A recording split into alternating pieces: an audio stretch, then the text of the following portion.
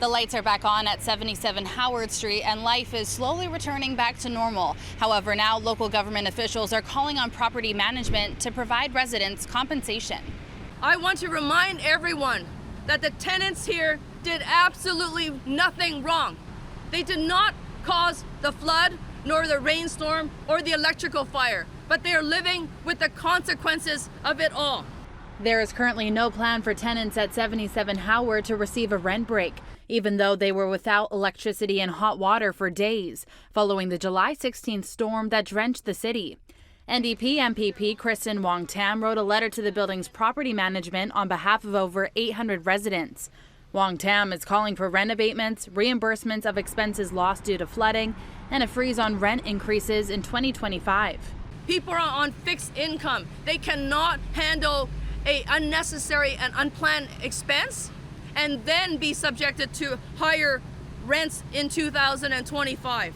Many residents have said they've had to throw away hundreds of dollars worth of food from their fridges and freezers.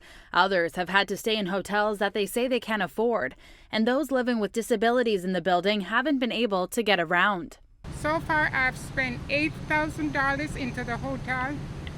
The place is moldy and it's just climbing more and more. Every day I get up and it's just like a headache. I just want to just sleep away. We are absolutely not happy with the situation. We have been put through undue hardship for weeks on end. The building hasn't repaired things for years. We've been receiving notices saying we're working on the roof, we're providing a generator. None of those things were done, and we were out of electricity for that time as well. According to some residents, the company urged tenants to use renter's insurance.